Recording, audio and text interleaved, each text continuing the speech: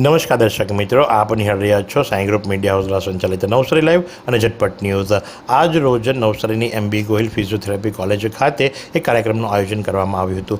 આયોજનના સહભાગીઓની અંદર વન વિભાગ ગુજરાત રાજ્યની સાથે સેવાકીય સંસ્થાઓ અને સરકારી સંસ્થાઓ જોડાઈ હતી। કાર્યક્રમનું નામ આપવામાં આવ્યું હતું ઇમ્પેક્ટ ઓફ મિશન લાઈફ અંતર્ગત નવસારી કૃષિ યુનિવર્સિટીના પ્રોફેસર આવી અને બાળકોને સંબોધિત કર્યા હતા। આપણા જીવનની અંદર કઈ કઈ વસ્તુનો ઉપયોગ ઘટાડવો જોઈએ, કઈ વસ્તુનો ઉપયોગ વધારવો જોઈએ, એ અંતર્ગત એમણે એક સરસ મજાનું પ્રવચન કર્યું હતું। તો આ પ્રસંગે પ્રોફેસર પ્રજાપતિ શું જણાવી રહ્યા છે, ચાલો આપણે સાંભળીએ। મારું નામ ડૉક્ટર વિમલ પ્રજાપતિ છે। હું આસિસ્ટન્ટ પ્રોફેસર તરીકે નવસારી કૃષિ યુનિવર્સિટીમાં ફરજ બજાવું છું। આજે ડિપાર્ટમેન્ટ ઓફ ફોરેસ્ટ નવસારી તરફથી એક સેમિનારનું આયોજન કરવામાં આવ્યું હતું। એ આયોજનની અંદર જે મેઇન થીમ હતી એ એન્વાયરમેન્ટ રિલેટેડ હતી।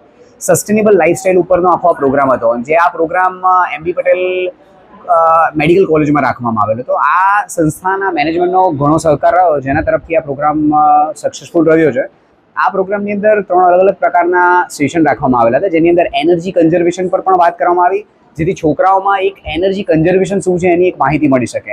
આ ઉપરાંત સેકન્ડ સિરીઝ બાયોડાયવર્સિટી કન્ઝર્વેશન પર હતી, જે ડાયવર્સિટી સેશન મેં પોતે જ લીધેલા હતા। જે બાયોડાયવર્સિટી કન્ઝર્વેશન સિરીઝની અંદર બાયોડાયવર્સિટી શું છે, એની એન્વાયરમેન્ટમાં શું ઇફેક્ટ છે, અને આપણે હ્યુમનોએ ભેગા થઈ અને કઈ રીતની એ ડાયવર્સિટીને મેનેજ કરી શકીએ અને કન્ઝર્વ કરી શકીએ, એના ટોપિક પર ચર્ચા કરવામાં આવી।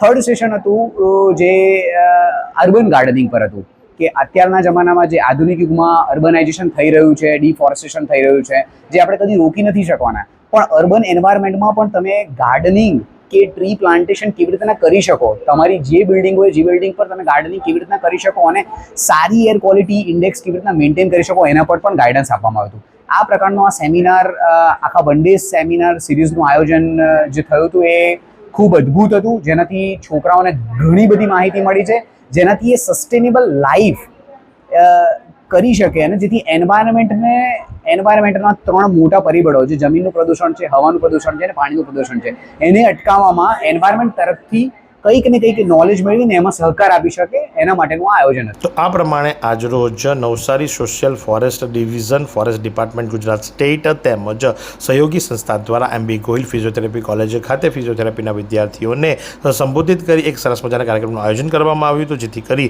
બાળકો પોતાની જવાબદારીઓ સમજે અને આવનાર ભવિષ્ય માટે કંઈક પાયો નાખે એ ભાવના સહ આ પ્રકારના કાર્યક્રમનું આયોજન કરવામાં આવ્યું હતું। તો આ જ પ્રમાણે આવા અવનવા કાર્યક્રમો અને સમાચારો માટે આપ નિહાળતા રહો નવસારી લાઈવ અને ઝટપટ ન્યૂઝ। આ સુંદર સૃષ્ટિને નિહાળવા માટે હજારો લોકો પાસે દ્રષ્ટિ નથી, અને એ ત્યારે જ શક્ય બને જ્યારે કોઈ ચક્ષુદાન કરે। તો તમારા સ્વજનો સાથે મળી એક સુનિશ્ચય લઈએ, ચક્ષુદાનને પરિવારની પરંપરા બનાવીએ। Visit Sant Punit Chakshu bank, rotary eye institute Navsari. Call 7069006329।